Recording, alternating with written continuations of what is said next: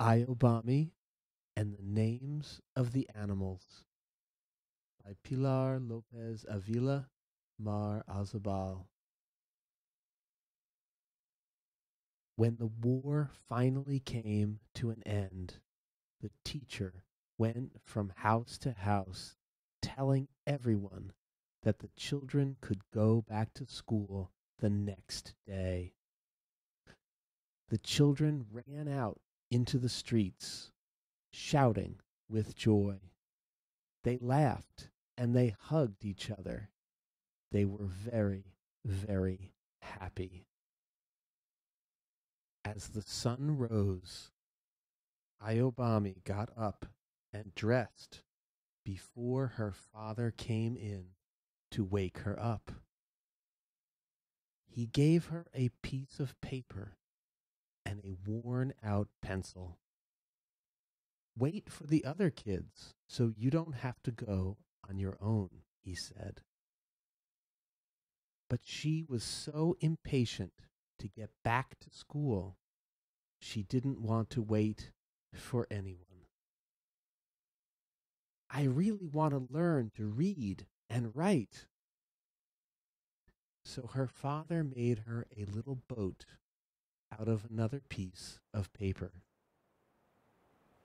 He pushed it out onto the river that ran past their home and said, "Follow it downstream and you'll arrive at the schoolhouse."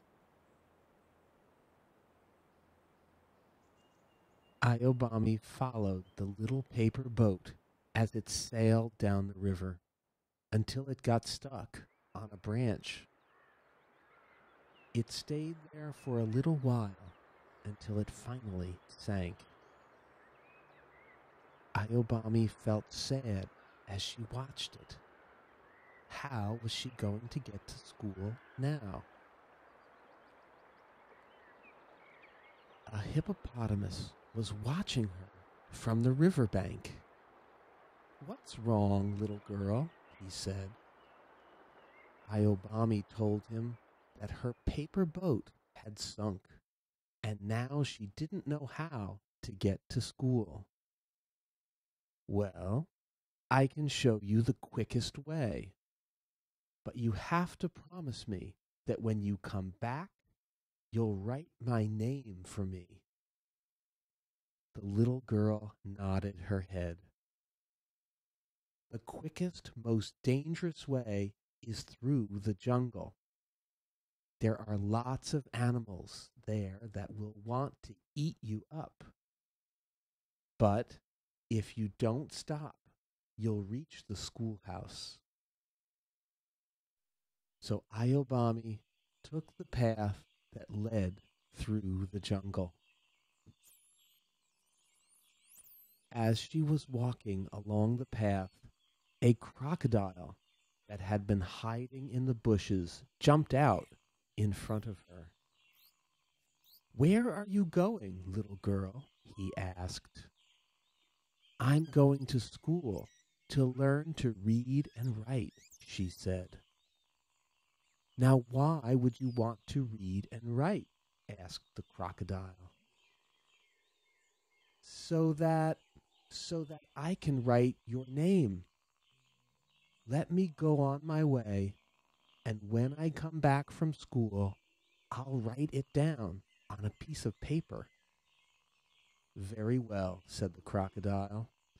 "I'll be waiting for you here. Off you go." The crocodile moved out of the way, and Ayobami kept walking without looking back. A leopard that had been resting on a branch jumped down in front of her. "Where are you going, little girl?" he asked. "I'm going to school because I want to learn to read and write.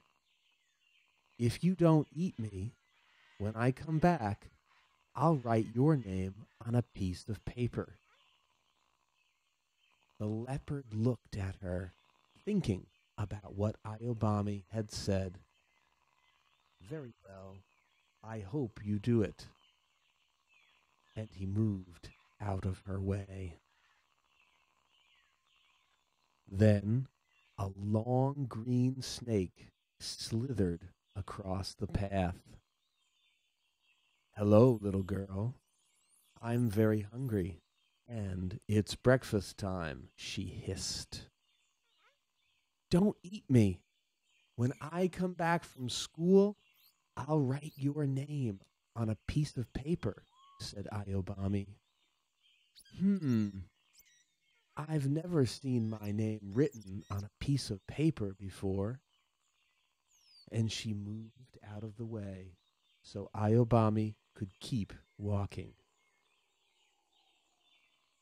Next, a big hairy spider with long legs jumped out in front of her. "I've never had a little girl for breakfast," said the spider. But Ayobami told the spider that she would write her name if the spider let her pass. The spider agreed, and Ayobami kept on walking. Then a tiny mosquito buzzed in front of her. "Even though you can hardly see me, I'm more dangerous than you think," said the mosquito. Ayobami begged her to let her keep walking to school, and in exchange, she would write her name on a piece of paper. The mosquito agreed and told Ayobami that she would be waiting in the same place when she came back. Ayobami finally crossed through the jungle and was the first to arrive at the schoolhouse. The teacher was waiting by the door. The other children who had taken the path that ran alongside the river soon arrived. In class, Ayobami learned the letters of the alphabet. She learned how to put them together to make sounds, to join the sounds to make words, to mix the words together to make sentences. And she heard the music that comes from making words. When school was over, Ayobami said goodbye to her teacher.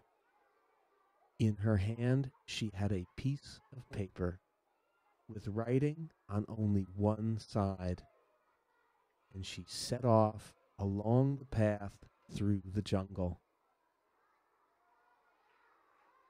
The mosquito was waiting.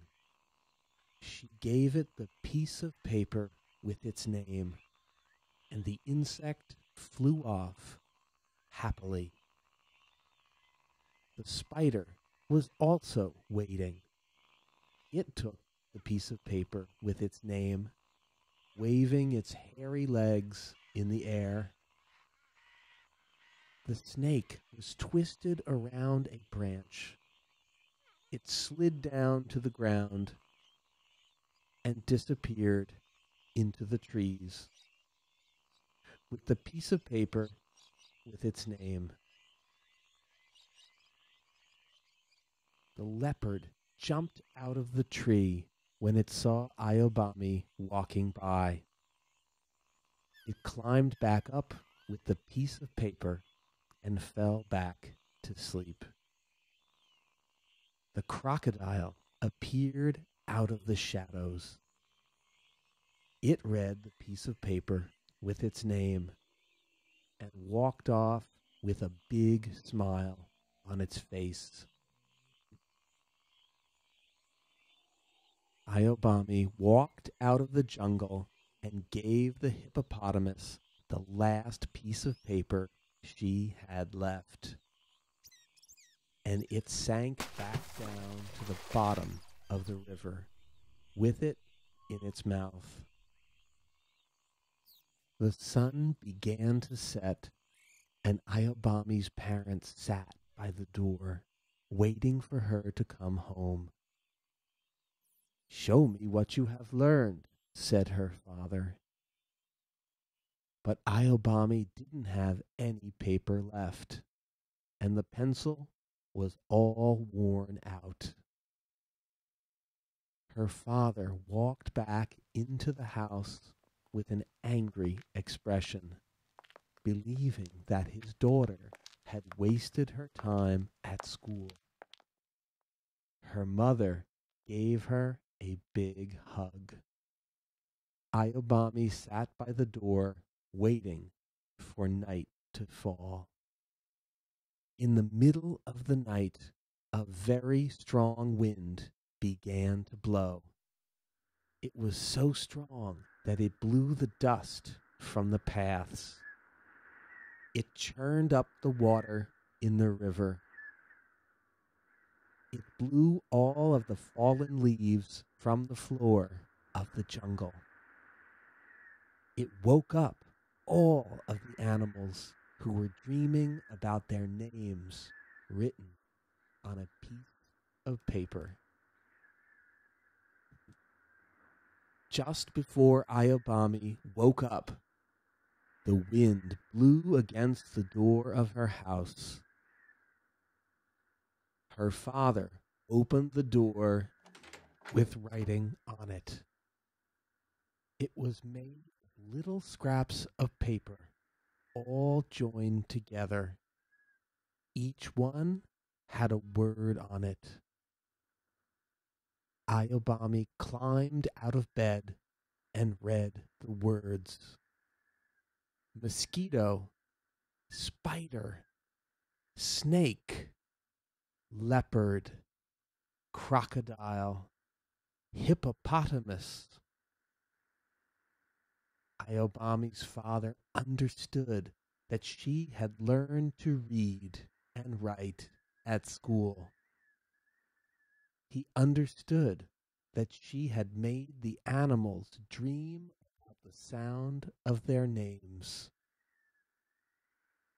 Clutching another piece of paper and another little stub of a pencil, the little girl set off to school again, along the path that leads to the place where hope is born. The end.